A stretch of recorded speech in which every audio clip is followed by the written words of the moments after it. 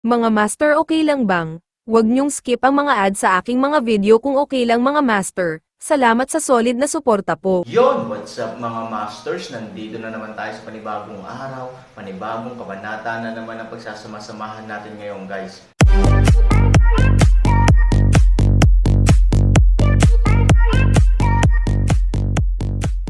Bali mga masters, kung bago ka pa lang po sa aking YouTube channel, please click the subscribe button, lalong-lalo na po yung notification bell guys, para maging connected pa rin tayo sa isa't isa at maging updated kayo sa mga susunod ko pang video. Bali mga masters, bago natin umpisahan ng kwento ay mag-shoutout po muna tayo para sa mga solid nating tagapakinig. Shoutout kay Mario Francisco, shoutout kay Leomer Pabol. Yun na nga mga masters, no? Bali hindi na ito patagalin. In 3, 2, 1, let's go! Masaya ka, tutal, noong makikipag-ugnayan ka na sa pangunahing palasyo, tatlong espesyal na sugo ang sumugod. Ito ay isang tipikal na magandang bagay na ang mga unan ay dumarating kapag gusto mong matulog. Pero may lungkot din, dahil halata naman na bagamat nandito ang tatlong taong ito, kitang-kita sa isang tingin kung ano ang kanilang intensyon at kung ano ang kanilang intensyon. Hindi mabait ang dumarating. Nakinot siya sa ganitong paraan. Ang apat na matatanda ay talagang medyo napahiya, pagkatapos ng lahat, ito ay talagang nakakahiya at nanunuya. Gayunpaman, sa oras na ito, mas kailangan na manatiling kalmado, dahil lahat ng tao kabilang ang Shulong ay talagang napakalinaw tungkol sa isang bagay, iyon ay, kasalukuyan silang may mga hinihingi sa isa't isa. Sa makatuwid, ang pag-iwas sa pagtindi ng mga salungatan ang pangunahing prioridad. Gusto ng tatlong espesyal na sugo na makita ang magagandang bagay tungkol sa paghahati namin ng palasyo, ang lumabas, ang apat na nasasakupan ko ay talagang walang kakayahan at gumawa ng mga karumal-dumal na bagay, nakakahiya talaga kay Shu. Matagal na pinatahimik ni Shu ang kanyang dating kay-abangan at inamin ang lahat ng ito sa isang napakakalma at direktang paraan.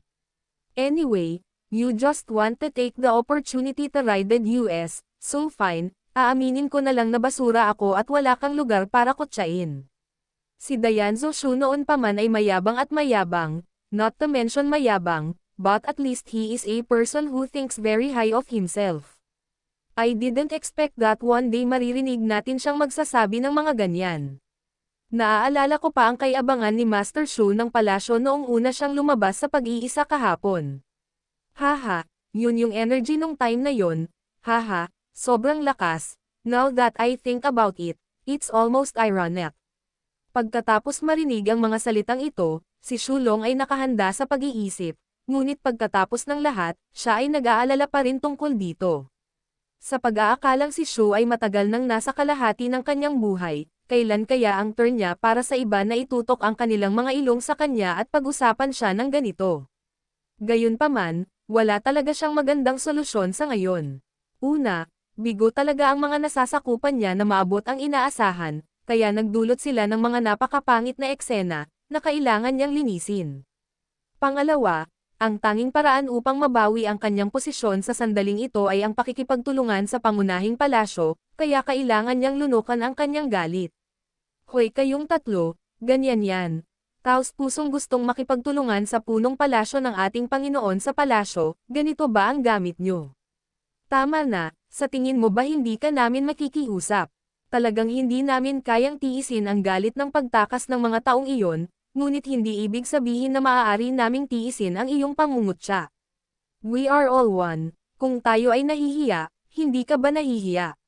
We all lose face together. As for US, kailangan lang naming magdala ng higit na kahihiyan kaysa sa iyo. Ngunit sa huli, kung ang mga patakaran ay nasira, lahat ay nagdurusa ng magkasama. Matitiis ito ni Shulong, ngunit hindi ibig sabihin na matitiis ito ng apat na matatanda. Pagharap sa pangungutya ng kalaban, mabilis na gumanti ang apat na tao. Medyo makatwiran ang counterattack na ito. Kahit na mayroon silang mga kahilingan mula sa punong tanggapan, sa huling pagsusuri, sila ay palaging nasa parehong panig, at lahat sila ay maunlad. Ang tatlong sugo ay may mapang-asar na ngiti sa kanilang mga mukha, on the surface. Parang hindi man lang nila ito sineryoso, pero at least hindi talaga nila tinuloy ang pagpapatawa sa kanila. Okay, since gusto mong makipag-usap, huwag mo kaming sisihin sa hindi pagmumukha mo, tell US, How do you want to talk? Una, ang mga pangit na salita, huwag mong isipin na kakampi mo tayo, pantay-pantay tayong lahat, ikaw ang nagmakaawa sa amin, so, we have to be clear about the priority, otherwise, kahit sabihin mong wala, I will not absolute guarantee, cooperation is impossible. Sila ang palaging pangunahing bulwagan, at itinuturing nila ang kanilang sarili na mas malakas kaysa sa mga subordinate na bulwagan, kaya natural na mayroon silang aura ng kanilang mga nakatataas. Sa kabilang banda, ang bulwagan ng sangay ay may bola pa rin sa kanila, kaya't mas malamang na hindi nila makaligtaan ang gayong magandang pagkakataon. Matagal na talaga itong hinulaan ni Shu, kung tutusin, kung siya nga ang taong ito, mas marami talaga siyang aalala o hinihingi. Sabihin mo sa akin ang mga kondisyon para sa iyong pakikipagtulungan. Mahinahong sinabi ni Shu Long, kung ang labanang ito ay maaaring makapinsala o masira ang palasyo ng tubig, anong mga benepisyo ang gusto mong ibahagi? Nakangiting nagkatinginan ang tatlong sugo, alam na alam nilang lahat na si Shu Long ay may katiyakang nangako, kaya hindi maiiwasan na sa pagkakataong ito ay makakagawa sila ng mabangis na hakbang. Pagkatapos tanggalin ang palasyo ng tubig, 80% ng lugar sa loob ng saklaw ng impluwensya ng palasyo ng tubig ay nasa ilalim ng jurisdiction ng aming pangunahing palasyo. Oo, yung natitira pang 20% ay ibabahagi mo, pansamantala, hindi natin alam, gagawa tayo ng desisyon pagkatapos pag-isipan ito mamaya, syempre nasa kamay natin ang desisyon. Pagkarinig nito, galit na galit ang dakilang elder, bagamat inaasahan niyang tiyak na marami ang hihilingin ng mga taong ito, hindi niya inaasahan na ganoon pala ang hihilingin ng mga ito. Ito ay nangangahulugan na kung ano ang nakuha ay dapat nahatiin sa 82 account, ang pangunahing punto ay hindi maaaring gumawa ng desisyon ang pangalawang partido. Pagkatapos ibagsak ang palasyo ng tubig, ang kabilang partido ay direktang winasak ang lahat ng magagandang lugar, at nag-iwan lamang ng ilang mga bulok na bagay upang bigyan sila ng 20%, pagkatapos ay talagang nagdusa sila ng isang malaking kawalan, tama ba? Sa kanila, ito ay karaniwang isang labanan na walang kabuluhan. Sa huling pagsusuri, ang lahat ay hininga lamang ng mabahong hininga, ngunit ang kapalit ay ang malaking bilang ng mga sundalo at kabayo sa kanyang panig ay mawawala sa labanan, hindi cost-effective ang deal na ito kahit paano mo ito kinakalkula. Sa pag-iisip nito, ang dakilang elder ang unang tumayo at nagpahayag ng kanyang kawalang kasiyahan, hindi ka nakikipagnegosasyon sa mga tuntunin, malinaw na namumuhay kang mag-isa, at hiniling mo rin sa amin na magtrabaho para sa iyo ng libre. Tama, kung gusto mong makipag-ayos ng mga terminong tulad nito, pagkatapos ay maaari na nating ihinto ang pag-uusap. Napakatibay ng ugali ng apat na matatanda, total masyadong nambubuli ang kabilang partido, ito ay hindi isang bagay ng kompromiso, ngunit hindi mabata. Hindi naman nataranta ang tatlong sugo, tumingin lang sila kay Shu ng may matamis na ngiti. Sa kanila, hindi mahalaga ang iniisip ng apat na matatanda, ang mahalaga ay Shu Long. Siya ang pinuno ng bulwagan ng sangay at pinuno ng grupong ito ng mga tao. Si Shu Long ay hindi kasing impulsive ng apat na matatanda, at hindi rin siya kasing galit nila, alam na alam niya na sa oras na ito, siya, ang pinuno, ay kailangang panatilihin ang kanyang kalmado. Iniunat niya ang kanyang kamay at ginawang tikom ang bibig ng apat na matanda, tapos ngumiti siya ng mahina, bakit nagmamadali kayong apat? Dapat dahan-dahan lang ang negosasyon, walang paraan na maabot agad ang tacit understanding pag-upo namin sa table. Ang presyong inaalok ng kabilang partido ay talagang napakalabis at hindi katanggap-tanggap. Gayunpaman, ito ay normal, pagkatapos ng lahat, imposible na ang kabilang partido ay direktang ibigay ang ibaba ng sabay-sabay, iyon ay isang bagay na gagawin lamang ng isang tanga. Kayong tatlo, kung tutusin, lahat tayo ay isang pamilya, kaya huwag gumamit ng ilang paraan ng negosasyon, sayang ang oras, dumiretso tayo sa punto, 40% ang gusto natin, at ang 40% ay direktang kalkulahin ayon sa ating pangkalahatang palasyo.at ang lokasyon ng mga branch hall. Kahit saan ang designated area, mayaman man ito o hindi, paano kung kinikilala na lang ng lahat? Pagkakita sa kanyang Panginoon na nagsasalita, ang dakilang elder ay nagmamadaling mamulong, ika-4 ng Hunyo ay malapit nang matapos, walang gaanong pagkakaiba sa bilang ng iyong mga tao at ng mga tao sa ating sangay. If we divide it directly according to the territorial direction, It will be convenient for jurisdiction pagdating ng panahon. If you really want to negotiate well and cooperate well, don't make trouble. Hindi agad nakasagot ang tatlong sugo, was June 4th fair. Kung husgahan man lang mula sa kasalukuyang sitwasyon, ito ay patas. Ang pagsisikap ng lahat ay halos pareho, ngunit mayroon silang tiyak na kalamangan sa pagkuha ng kanilang nakuha. Gayunpaman, kung ito lamang ang kaso, ito ay malinaw na hindi sapat. 7 kami at 3 kayo. Either we will cooperate with each other, or we will stop talking. Ginawa ng 3 tao ang huling alok. Medyo nagalit ang dakilang elder, sa isang tiyak na lawak, ang kondisyong ito ay naramdaman pa rin na medyo labis. 70%, kumpara sa 30%, ito ay hindi isang bahagyang bentahe. Gayunpaman, maliwanag na hindi ito ang oras para magsalita siya, dahil ang dalawang panig ay pumasok na sa pinakamaliit na tug of war. Kung magsalita siya ng padalos-dalos, malaki ang posibilidad na hindi matuloy ang negosasyon. Sa makatuwid, ang 4 na matatanda ay maaari lamang tumingin kay Shu nang walang magawa sa oras na ito, hinahayaan siyang gumawa ng panghuling desisyon. Napakunot ng noo si Shulong sa sandaling ito, at nahulog sa malalim na pagmumuni-muni ng ilang sandali. Nandito na ang mga kondisyon sa harap niya, at nasa kanya na kung papayag siya o hindi. Ngunit ang mga kahihinatnan ay hindi mahuhulaan, at ito ay malamang na nauugnay sa hinaharap na pag-unlad ng bulwagan ng sangay. Matagal na nag-isip si Shu at sa wakas ay tumango, okay, 30%, 30%. Nang makita ang pagsang-ayon ni Shulong, biglang nabalisa ang 4 na matanda, pagkatapos ng lahat, ito ay talagang isang malaking kawalan. Panginoon ng palasyo, hindi, malinaw na sinusubukan nila tayong linlangan. Tama, hindi natin kailangang makipagtulungan, ngunit hindi natin kakayanin kung tayo ay pinaghihirapan ng ganitong uri ng galit. Sa katunayan, sa isang tiyak na lawak, lubos na nauunawaan ni Shulong ang kalagayan ng 4 na matatanda, lalo na't siya, bilang pinuno ng bulwagan ng sangay, ay mas nadama ang sitwasyong ito. But, then again, wala na siyang ibang choice ngayon. Siyempre okay lang na ituloy ang diskusyon sa 3 taong ito, pero sa kanya, wala na talagang ibig sabihin.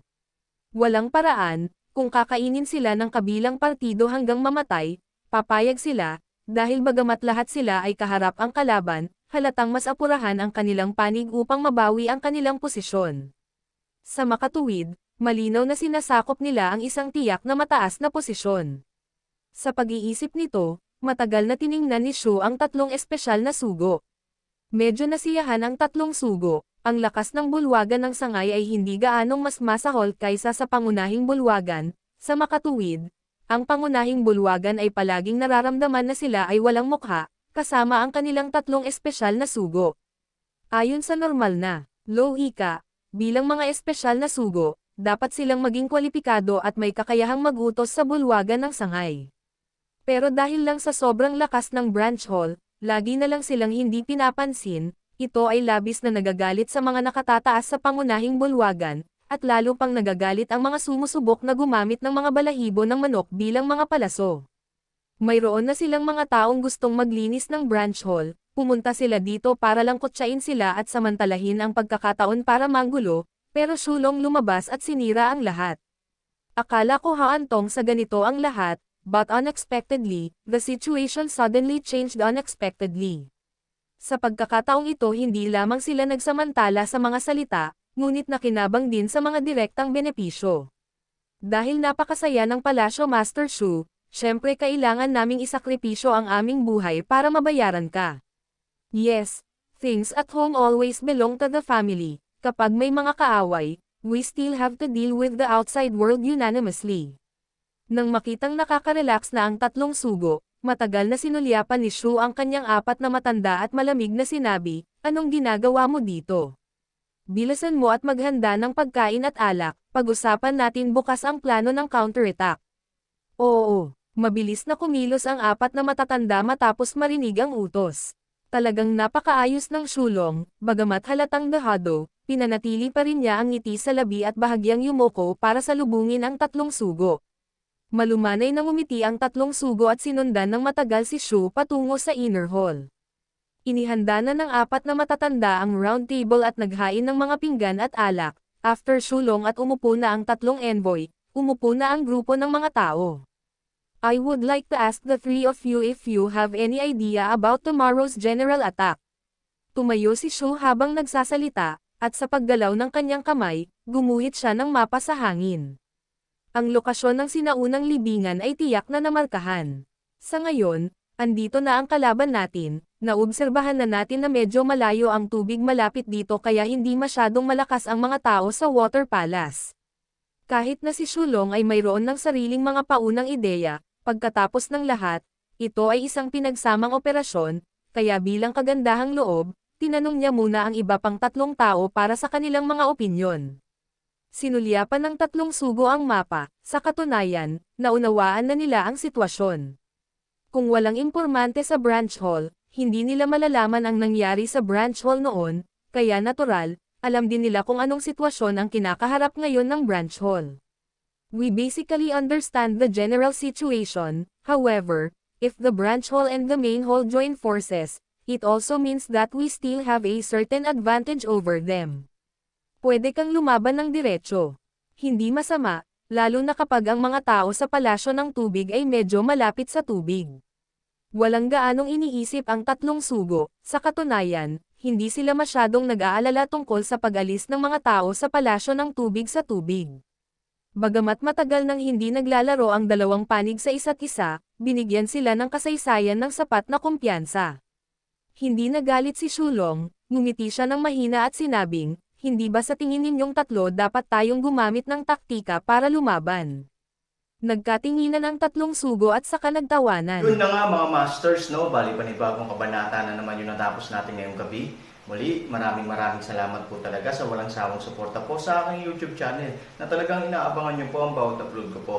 Bali mga masters, magkita-kita ulit po tayo bukas ng gabi at ngayon po ay magpapaalam po muna tayo. Bali mga masters, bye-bye!